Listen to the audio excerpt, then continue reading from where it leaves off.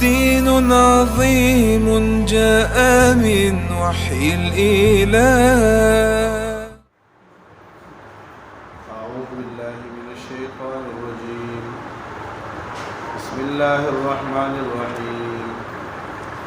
أم حسبتم أن تدخلوا الجنة ولما يأتكم مثل الذين خلوا من قبلكم مستهم البأساء والضراء وزلزلوا حتى يقول الرسول والذين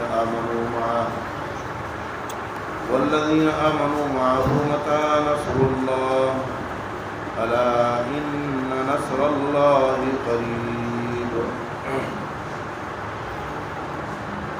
ام حسبتم، کیا تمہارا یہ گمان ہے کہ ان تدخلوا الجنت،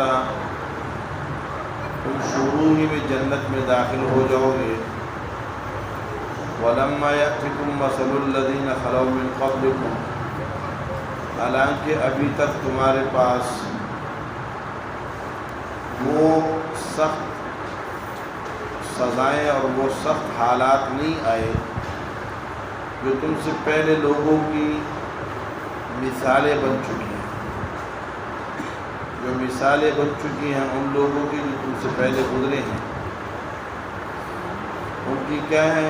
فرمائے مستهم البأساء، انہیں مالی تنگیوں نے پکڑا، والضراء اور جسمانی بیماریوں نے پکڑا، وزلزلوا اور وہ غیر کی وجہ سے بھی جھڑکائے گئے، جھنجھوڑے گئے. حتی یقول الرسول، یہاں تک کہ ہر رسول نے، والذین آمنوا معه اور ان لوگوں نے جو ان کے ساتھ تھے، کہا متی نصر اللہ، اللہ کی نصرت کب آئے گی. الا خبردار، ان نصر اللہ قریب، بے شک اللہ تعالیٰ کی مدد قریب ہے.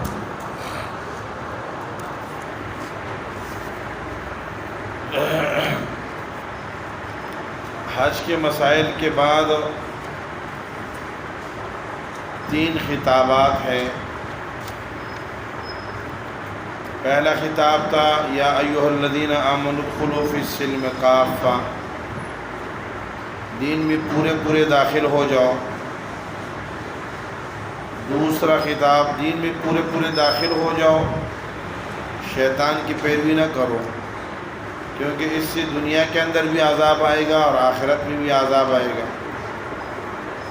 اگر تمہیں یقین نہیں ہے تو بنی اسرائیل کے حالات معلوم کر لو، ان پر کیسے آزمائش اور عذاب آئے. پھر اخلاص اور دین کا ساتھ چھوڑنے کی وجہ دنیا کی محبت تھی. یہ پہلا خطاب تھا. دوسرا خطاب یہ تھا کہ دعوت حق اور دین حق کے ساتھ لگ جاؤ تاکہ تمہیں سیدھا راستہ نصیب ہو جائے. سابقہ زمانے میں انبیاء کرام وہ حق کی دعوت لے کر آتے تھے اور حق سے مخالفین مخالفت کرتے تھے، تو 2 گروہوں میں لوگ تقسیم ہو گئے. تو اللہ نے مخلصین اور مومنین کو ہدایت دی، سیدھا راستہ دکھلایا. اب سیدھا راستہ جب دکھلایا تو سیدھا راستہ جنت میں لے جاتا ہے. صراط مستقیم وہ ہے جو مقصد تک سیدھا پہنچ جائے، اس کے علاوہ مقصد تک دوسرا راستہ لے جانے والا نہ ہو. تو فرمایا یہ صراط مستقیم جنت تک تو لے جاتا ہے، لیکن اس جنت تک جانے سے پہلے مصیبتیں اور پریشانیاں، تکالیف جو ہے نا آپ کو اٹھانی پڑیں گی. بالکل بغیر تکلیف کے آپ جنت میں نہیں جا سکتے. امام ابن کثیر رحمۃ اللہ علیہ نے ماقبل سے اس آیت کا ربط یوں بیان کیا ہے کہ گزشتہ آیات میں انبیاء کرام کے ساتھ اختلاف کا ذکر ہوا، تو اختلاف میں لازمی طور پہ کچھ لوگ ساتھ ہوتے ہیں اور کچھ مخالف ہوتے ہیں۔ تو یہاں ان کے ساتھ دینے والوں نے ان کے ساتھ مل کر انبیاء کرام کا ساتھ دیا اور مضبوطی سے کھڑے رہے، اس لیے اب آپ صلی اللہ علیہ وسلم کو اور آپ کے صحابہ کرام کو کہہ رہے ہیں کہ آپ لوگوں نے بھی مضبوطی کے ساتھ استحکام کے ساتھ کھڑا رہنا ہے۔ آیت کے شان نزول کے بارے میں، یہ آیت کب نازل ہوئی، کس واقعے میں نازل ہوئی، مفسرین نے بہت سے اقوال کیے ہیں۔ ایک روایت یہ نقل کی ہے حضرت خباب ابن ارت رضی اللہ تعالیٰ عنہ کی، کہ خباب رضی اللہ تعالیٰ عنہ نے فرماتے ہیں کہ ہمیں جب بہت زیادہ ستایا گیا تو ہم آپ صلی اللہ علیہ وسلم کے پاس آئے اور ہم نے درخواست کی کہ اللہ تدعو لنا الا تستنصر لنا، اللہ کے پیارے آپ ہمارے لیے دعا نہیں کرتے، آپ ہمارے لیے اللہ سے مدد نہیں مانگتے، اتنی مصیبتیں ہو گئی، اتنے پریشانیاں ہو گئی، اتنی تکالیف آ گئی ہیں کہ کبھی ایسا بھی ہوگا کہ ہم رات کو آرام سے سوئیں گے اور صبح خود اپنی مرضی سے اٹھ جائیں گے۔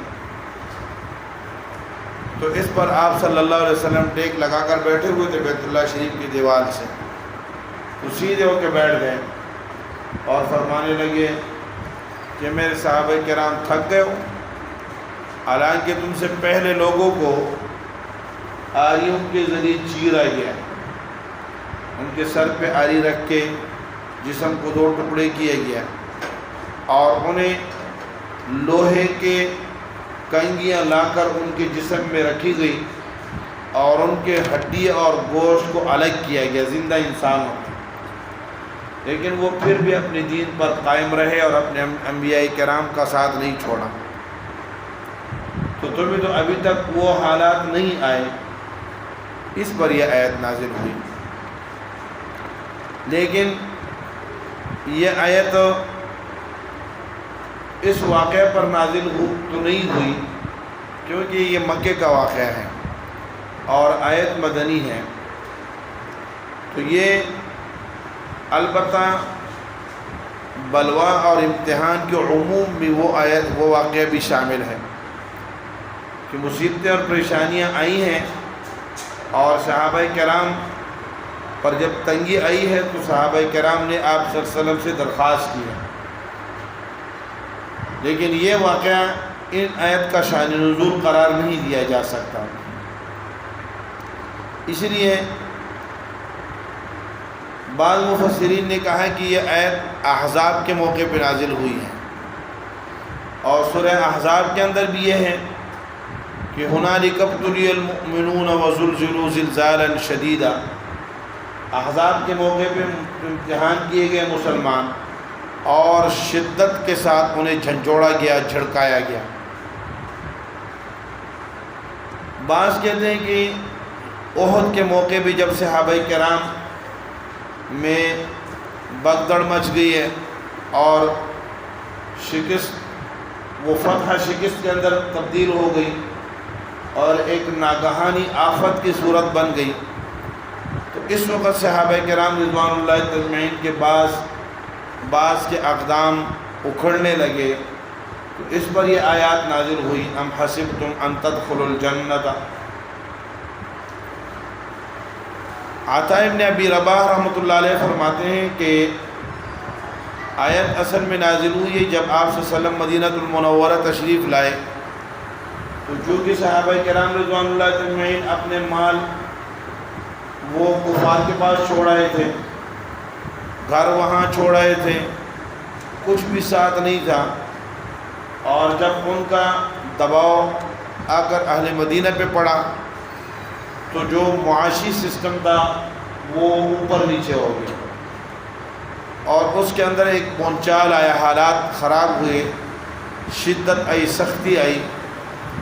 اس پر یہ آیت نازل ہوئی کہ، اور یہ آیت چونکہ ابتدا ہے، مدینہ کی ابتدا میں نازل ہوئی ہے، مدینہ کے مدینہ سے آتے ہی یہ صورت نازل ہوئی ہے، تو اس قول کی زیادہ تائید کرتی ہے آیت مبارکہ۔ بہرحال مقصد کیا ہے کہ مسلمان جب کلمہ پڑھتا ہے تو کلمے کے بعد اس کی خواہش اور چاہت ہوتی ہے کہ وہ جنت میں چلا جائے، تو فرمائے جنت میں جانے کے لیے مصائب اور پریشانیاں برداشت کرنا ضروری ہے، آلام، امتحانات اور آزمائش ضروری ہے۔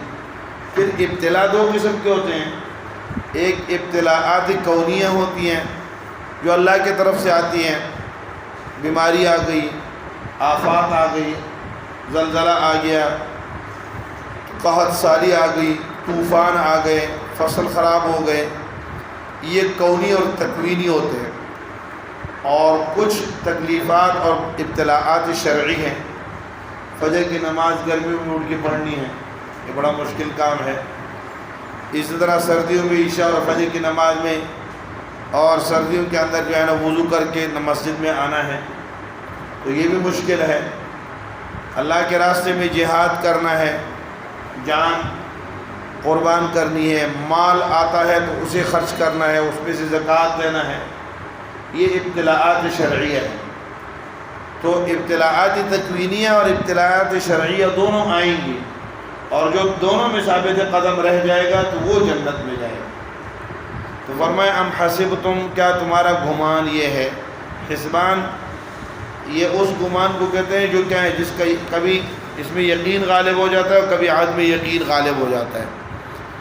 تو تمہارا گمان ہے، تمہارا خیال ہے کہ ان تدخلوا الجنت، تم اول وہلہ میں جنت میں داخل ہو جاؤ گے، جاتے ساتھ ہی جنت میں داخل ہو جاؤ گے، کیونکہ فی الجملہ جنت میں دخول کے لیے مصیبتیں ضروری نہیں ہیں۔ ایک آدمی نے کلمہ پڑھا ہے، نہ تکلیفات شرعیہ برداشت کر رہے ہیں، نہ تکلیفات تکوینیہ میں صبر کرتا ہے، اور جزا فضا بھی کرتا ہے، روتا ہے، شور شرابہ بھی کرتا ہے۔ کوئی مصیبت اگر آ جاتی ہے، کرونا آتا ہے تو سلام کرنا چھوڑ دیتا ہے، ملنا چھوڑ دیتا ہے، کوئی اعتماد علی اللہ کوئی چیز نہیں ہے، تو ایسے لوگ بھی جنت میں فی الجملہ داخل ہوں گے، یعنی کسی نہ کسی درجے میں داخل ہوں گے۔ لیکن جو لوگ آخرت میں حساب کتاب شروع ہوتے ساتھ ہی کیا ہے، اللہ کہہ دے جنت میں جاؤ، تو وہ لوگ ہوں گے جن کو آزمائشوں کے اندر جنہوں نے کیا کیا ہوگا، ثابت قدمی کا اظہار کیا ہوگا۔ تو فرمایا ام حسبتم ان تدخلوا الجنت، تو تمہارا کیا خیال ہے کہ تم جنت میں داخل ہو جاؤ گے، جنت میں چلے جاؤ گے بغیر کسی آزمائش کے؟ نہیں، ایسا نہیں ہو سکتا۔ یہ ام استفہام انکاری کے لیے ہے، مطلب یہ ہے ام حسبتم ان تدخلوا، کیا تمہارا گمان ہے کہ داخل ہو جاؤ گے؟ نہیں ہوگے، معنی کیا ہے، نہیں جا سکتے ہو۔ جیسے ہم اردو میں بھی کہتے ہیں نا، تمہارا کیا خیال ہے، میں تمہیں چھوڑ دوں گا۔ کسی کو پکڑا ہوتا ہے، پٹائی کر رہے ہیں، تمہارا کیا خیال ہے، میں تمہیں چھوڑ دوں گا، معنی یہ ہے کہ میں نہیں چھوڑوں گا۔ یا تمہارا کیا خیال ہے، میں تمہاری بات مان جاؤں گا، مطلب یہ ہے کہ میں نہیں مانتا۔ تو اس کو کہتے ہیں استفہام انکاری۔ تو صحابہ کرام کو فرمایا جنت میں اولاً داخل ہونے کے لیے آزمائشوں کا ہونا ضروری ہے۔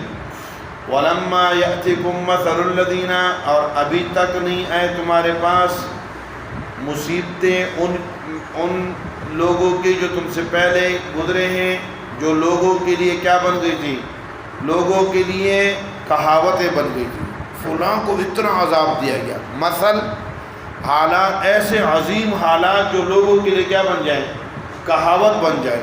کوئی بندے کو آرے سے چیر دیا گیا، کوئی بندے کو کیا کر دیا گیا۔ یہ لوگ حیران ہو کے کیا کرتے ہیں، حیرت کے ساتھ جب لوگ کسی چیز کے بارے میں اس کو کہاوت کے طور پہ لوگوں کے اندر مشہور ہو جائے تو اسے مثل کہتے ہیں۔ تو پہلے لوگوں کے حالات جو لوگوں کے اندر کیا ضرب المثل بن گئی، اور جو لوگوں میں کہاوتیں بن گئی کہ لوگوں کو آروں سے چیرا گیا، اتنا بڑا عذاب دیا گیا، لوگوں کو کس کے لوہے کے کنگوں سے کیا چھیلا گیا، تو یہ مثالیں بن گئی۔ فرمایا ابھی تک تمہارے پاس اس طرح کے حالات نہیں آئے ہیں۔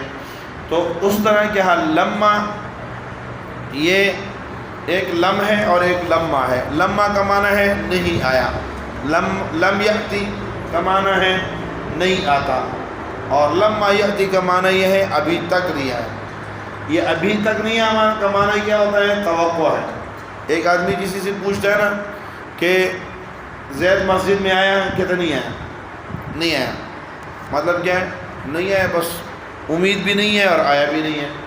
ایک کے بارے میں پوچھتے ہیں زید مسجد میں آیا، کہتے ہیں ابھی تک نہیں آیا۔ ابھی تک نہیں آیا کیا معنی ہے؟ یعنی آنے والے دور میں کچھ دیر میں آ سکتا ہے۔ تو یہ لما نفی فی المستقبل، نفی فی الماضی، توقع فی الاستقبال کے لیے آتا ہے، یعنی ماضی میں ابھی تک تو ایسا ہوا نہیں ہے لیکن مستقبل میں اس کے آنے کی توقع ہے۔ تو فرمائے کہ تمہارے اوپر اس طرح کے امتحانات کی توقع کی جا سکتی ہے جیسے پہلے لوگوں کے اوپر کی گئی تھی۔ مثل الذین خلوا من قبلکم مستهم البأساء والضراء، مصیبتیں جو انسان کو آتی ہیں وہ دو قسم کی ہوتی ہیں، ایک ذاتی ہوتی ہیں اور ایک غیر کی وجہ سے ہوتی ہے۔ ایک اپنے طور پہ آتی ہے انسان کو اور دوسری کیا ہے؟ غیر کی وجہ سے۔ تو ذاتی بھی پھر دو قسم کی ہوتی ہے، کبھی مال کے اندر کسی پریشانی، مالی پریشانی آتی ہے اور کبھی جسمانی پریشانی آتی ہے۔ تو مالی پریشانی کو بأسا سے ذکر کیا، بأس فقر کو کہتے ہیں، غربت کو، یعنی شدت فقر، سخت غربت آ جانا۔ صحابہ کرام رضوان اللہ اجمعین کے اوپر بھی شدت فقر، غربت آئی۔ فرمائے جو دین کی طرف چلتا ہے، آپ صلی اللہ علیہ وسلم نے فرمایا جو میرے ساتھ آتا ہے غربت اس کے طرف ایسی آتی ہے جیسے ڈلوان سے پانی آتا ہے، تنگ دستی اور غربت اس کے طرف ایسا گرتا ہے جیسے اوپر سے پانی تو چڑھنا چاہیے اوپر آ جائیں گے، اس طرح اس کے طرف کیا ہے؟ غربت دوڑتی ہے، غربت ایسے چھلانگ مار کے اس کی طرف آتی ہے۔ لیکن جب اس غربت کو سہ جاتا ہے پھر اللہ رب العالمین ایسی کشادگی کرتے ہیں کہ حضرت ابو ہریرہ رضی اللہ تعالیٰ عنہ نے کیا کیا؟ کاٹن کے کپڑے سے جب ناک صاف کیا تو رونے لگے کہ کیا حالت تھی ہمارے اوپر، میں بھوکا راستے میں پڑا ہوتا تھا اور لوگ میرے اوپر سے گزر جاتے تھے، مجھے جوتا سنگواتے تھے کہ اس کو مرگی کا دورہ پڑ گیا، حالانکہ میں بھوک کی وجہ سے کیا ہو گیا؟ بے ہوش پڑا ہوتا۔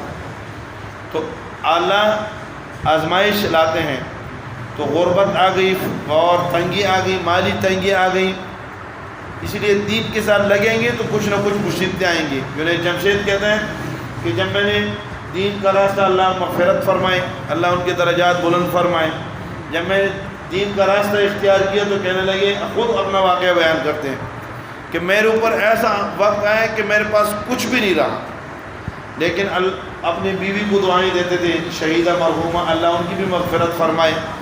اللہ نے ان کو کیسا قبول کیا کہ دونوں کو اللہ نے شہادت کا درجہ عطا کر دیا۔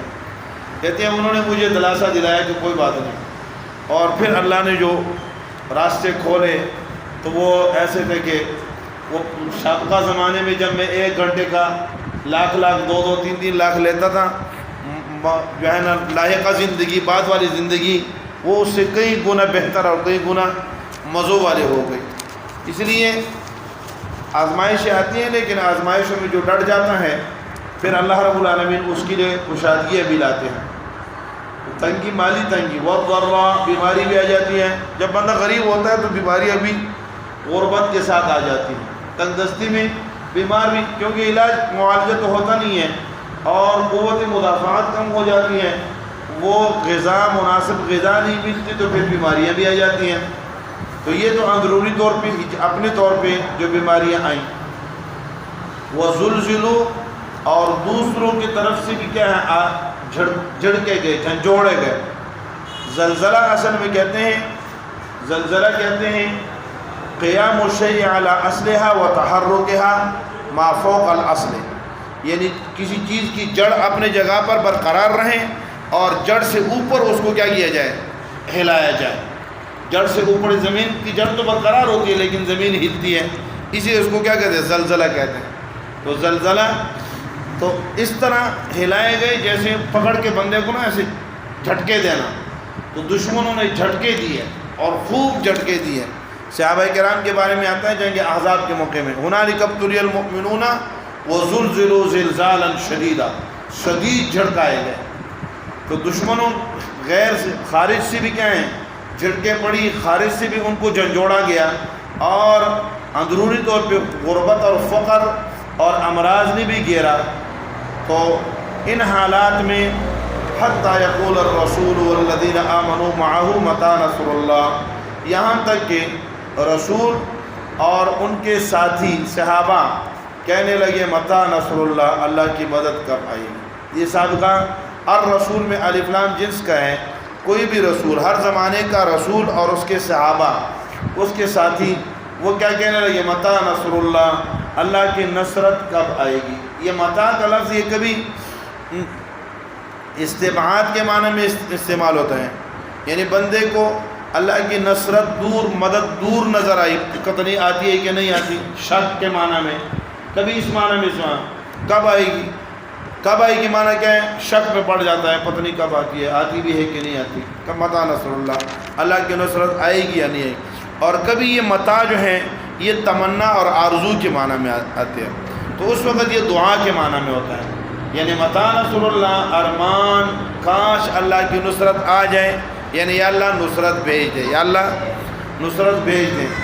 اس لیے محتاط مفسرین نے یہاں متی کو کس کے معنی میں لیا ہے، متی تمنا کے معنی میں لیا ہے، کہ متی یہاں تمنا کے معنی میں ہے، اور صحابہ کے رسولوں اور رسول کے ساتھیوں نے کیا کیا، رسول اور رسولوں کے ساتھیوں نے ثابت قدم رہتے ہوئے اللہ سے مدد اور نصرت مانگی کہ اللہ اب تو مدد بھیج دیں، اب تو نصرت بھیج دیں۔ تو اللہ رب العالمین کی طرف سے جواب آیا، الا ان نصر اللہ قریب، بے شک اللہ تعالیٰ کی نصرت قریب ہے۔ قریب معنی کیا ہے، قریب ہے زمانے کے اعتبار سے، تھوڑی دیر میں تمہارے پاس اللہ کی نصرت اور مدد پہنچنے والی ہے۔ بعض لوگوں نے اس کا یہ معنی بھی کیا ہے کہ حتی یقول الرسول، یہاں پر کیا ہے، وقف ہے، اور والذین آمنوا معہ متی نصر اللہ، یقول الرسول الا ان نصر اللہ قریب، کہ رسول کا مقولہ ہے الا ان نصر اللہ قریب، اور ساتھیوں کا مقولہ ہے متی نصر اللہ، تاکہ کیا نہ ہو، انبیاء اگر متی کو پہلے معنی ملے تو وہ اشکال اور اعتراض جو پڑتا ہے کہ نبی کو اللہ کی مدد کے آنے میں استبعاد معلوم ہوا کہ اللہ کی مدد نہیں آئے گی، تو یہ نبی کی شان کے موافق نہیں ہے، اس لیے لوگوں نے کیا کہہ دیا، بعض مفسرین نے یہ معنی کر دیا کہ یقول الرسول الا ان نصر اللہ قریب، رسول نے کہا کہ اللہ کی نصرت قریب ہے، اور ساتھیوں نے کیا کہا، متی نصر اللہ، اللہ کی نصرت کب آئے گی۔ لیکن سورہ آل عمران اور اسی طرح دیگر بعض صورتوں کے اندر سابقہ امت انبیاء کرام کے ساتھیوں کا جو واقعہ ذکر ہوا ہے وہ یہ ہے کہ وہ ثابت قدم رہے ہیں، وہ ثابت قدم رہے ہیں، وہ کیا نہیں ہیں، وہ ڈگمگائے نہیں ہیں۔ فما وہنوا لما اصابهم فی سبیل اللہ وما ضعفوا وما استکانوا، قرآن یہ کہہ رہا ہے، تو یہ معنی اس کے خلاف ہے۔ بعض لوگوں نے یہ کہا کہ حتی یقول الرسول والذین آمنوا معہ متی نصر اللہ، حتی یقول الرسول والذین آمنوا معہ، یہ بطور کیا ہے، فطرت انسانی اور تقاضۂ بشریت ایسا ہوا ہے جو کمال کے منافی نہیں ہے، لیکن اس پر بھی اشکال ہے، اس لیے بہترین معنی وہ ہے کہ متی کا معنی ہم کیا کریں، تمنا اور آرزو کی کریں اور دعا کی کریں کہ اللہ نصرت بھیج دیں، الا ان نصر اللہ قریب، اللہ نے کہا میری نصرت قریب ہے۔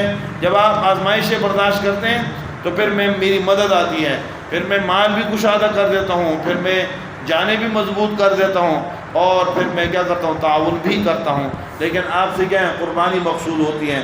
تو انسان اللہ رب العالمین کے لیے جب قربانی دیتا ہے، آپ صلی اللہ علیہ وسلم نے فرمایا دو ٹھکانے ہیں، ایک جنت ہے اور ایک جہنم ہے۔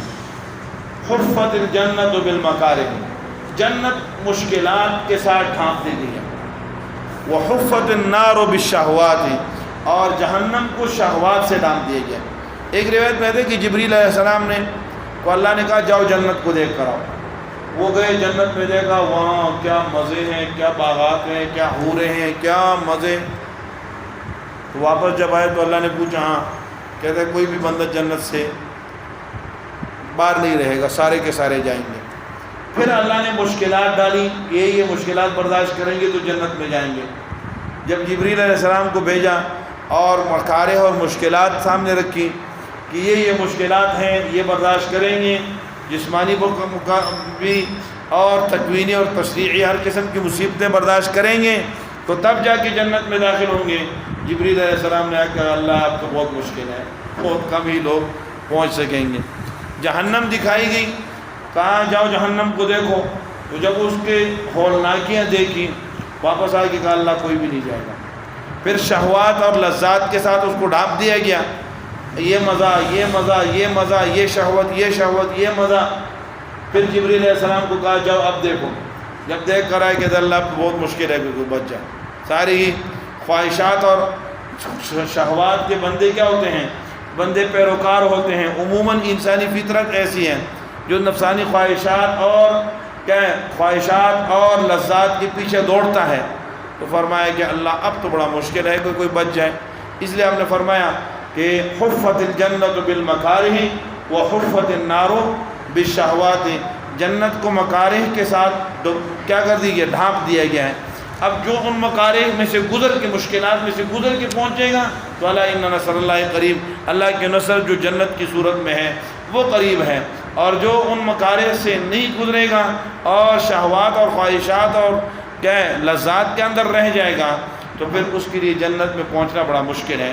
اللہ رب العالمین ہمیں شہوات اور خواہشات سے بچنے کی توفیق نصیب فرمائیں، اور تکلیفات شرعیہ اور تکلیفات تکوینیہ دونوں کو برداشت کرنے اور ان پر عمل کرنے کی توفیق نصیب فرمائیں۔ دين عظيم جاء من وحي الإله